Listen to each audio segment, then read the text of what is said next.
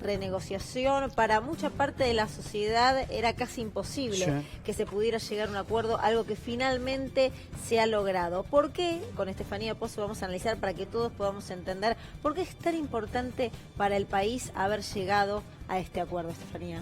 Y es importante porque la apuesta de la Administración Nacional era resolver el problema de la deuda y de esa manera empezar a plantear cuáles van a ser los caminos para lograr el desarrollo del país, el desarrollo económico que le permita justamente pagar sus obligaciones. ¿Por qué es esta lógica? Porque si vos tenés gran parte de los recursos que genera la economía destinados a pagar la deuda, te queda poco espacio dentro de lo que es la política fiscal, es decir, poco dinero para poder pagar las jubilaciones, para poder hacerle frente a cualquier tipo de política pública, ¿no? Digo, jubilaciones porque es uno de los gastos en los términos técnicos en los que se habla en la economía más grandes del Estado, pero también están asignaciones universales.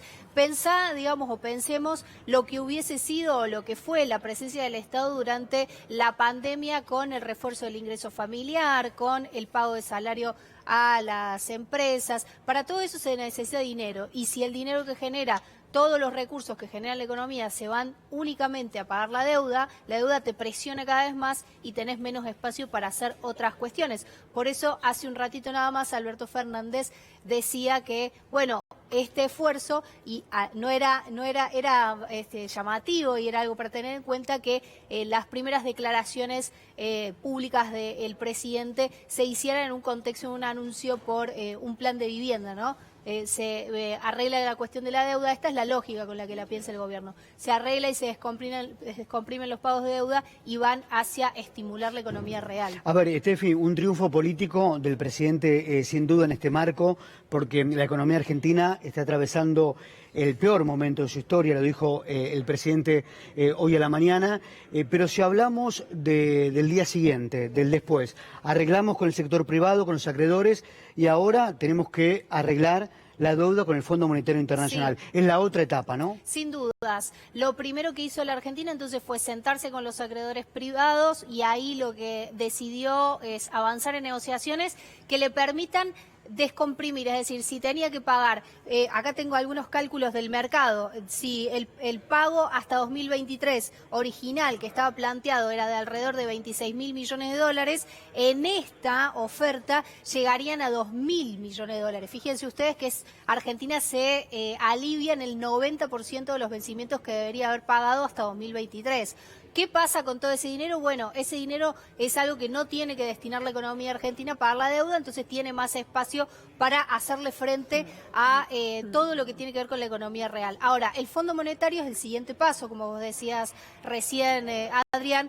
¿Por qué? Porque la Argentina recibió por parte del fondo 44.000 millones de dólares y no le puede pagar al Fondo Monetario. Entonces, ahora viene que con la planificación de esta deuda a los privados, de pago de esta deuda a los privados, Argentina le diga al Fondo Monetario, bueno, mira, yo ya tengo cerrado un acuerdo con todos mis acreedores privados de pagar de esta forma, veamos de qué forma puedo pagar lo que yo recibí por parte tuya. Vamos a tomar contacto con Julia Estrada, ex compañera, gran analista y además doctora en desarrollo económico, para que ella también, con la claridad que la caracteriza, nos cuente por qué es tan importante para todos los que están mirando en estos momentos, minuto a minuto, entender el paso que se ha dado con el acuerdo con los acreedores que realizó Alberto Fernández y Martín Guzmán. Julia, ¿cómo te va? Buenas tardes, gracias por estar del otro lado.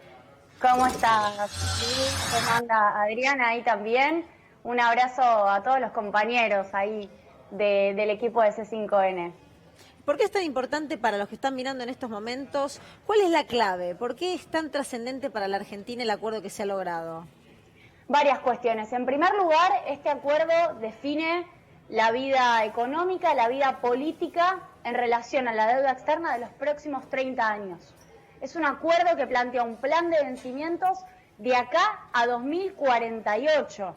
No estamos hablando solamente del gobierno de Alberto. Empiezan a haber algunos análisis un poco cortoplacistas que empiezan a decir que en realidad Alberto está ahorrando para su gobierno. Acá hay un planteo de una reestructuración total del plan de pagos, de un plan de pagos que estaba muy mal diseñado.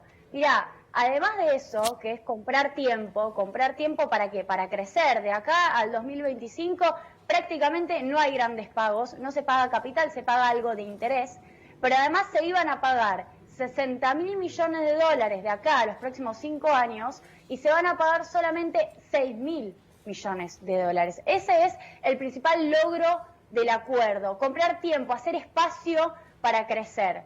Ahora, en un segundo plano, si se quiere, también muy importante, hay ahorro económico, hay plata, hay dólares que Argentina se ahorra de pagar. ¿Eso por qué? Porque hay quita de capital, no necesariamente, no es una reestructuración como la del 2005, como la de la Baña Néstor Kirchner, es otro mundo también.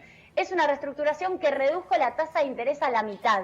La tasa de interés de Macri era del 7%. Títulos públicos que pagaban lo que no pagaba nadie. Bolivia se endeudaba al 2-3%. Bueno, la tasa de interés Guzmán, podemos decirle, está en promedio en torno al 3%. Más o menos, está ahí, es decir, poco más de la mitad de la tasa de interés que pagaba Macri. Eso me parece que es un logro muy poco explicado, quizás por la complejidad técnica, pero es muy importante volver a los mercados pagando otra tasa de interés. Los 30.000 millones de dólares de ahorro tienen que ver con eso. Se iban a pagar bajo ley extranjera en toda la vida útil de los bonos hasta 2048, cuando nosotras seamos más grandes, para decirlo de alguna manera, 126.000 millones de dólares y ahora se van a pagar solamente 90.000 millones. Y esto se va a replicar, así como está, porque el Congreso lo está decidiendo de esa manera, en ley extranjera. Perdón, en ley local, es decir, los títulos bajo la ley nacional argentina. Con lo cual queda todo despejado el mapa, si se quiere, de acreedores privados y falta el Fondo Monetario Internacional, que me parece que es lo que no hay que perder de vista. Quizás hay mucha algarabía y yo entiendo, son meses de pandemia, hay mucha complejidad. Ahora, el que nos viene a decir todo el tiempo cuál es la política económica es el fondo. Ahora, no. Julia, hoy hablábamos con Luciana antes de entrar al aire, ¿no? Los economistas y algunos sectores agoreros que no creían que este acuerdo iba a llegar, que incitaban a que el presidente le pidiera la renuncia, a que haya un recambio de gabinete y le pidiera que dé un paso al costado a Martín Guzmán. Eso se escuchó, y se escuchó hace muy pocos días, ¿no? Y otro sector que le decía al gobierno que no tenía plan económico. ¿Qué podemos decir sobre esto? Bueno, en primer lugar es muy sorprendente porque los mismos que criticaron hoy están tuiteando diciendo que el acuerdo está bien.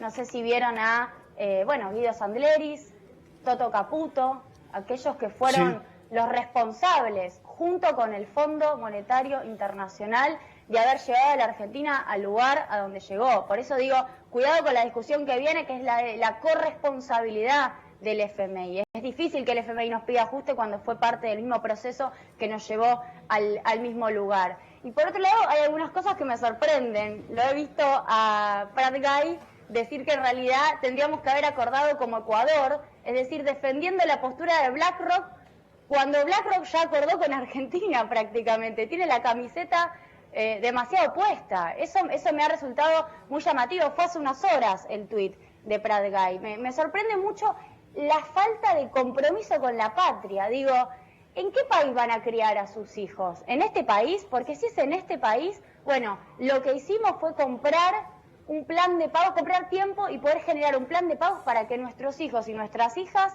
puedan tener un país distinto, para que podamos diseñar en este tiempo, que no es mucho, de acá al 2025, el 2025 está a la vuelta de la esquina. Tenemos un desafío muy grande en los próximos 5 años para cambiar la matriz productiva de la Argentina. Argentina no solo se ahorra dólares, esos 30.000 millones de dólares, sino que se ahorra pesos. Nosotros estábamos llevando el 20% de la recaudación nacional a los acreedores. Esa plata iba, se drenaba hacia afuera.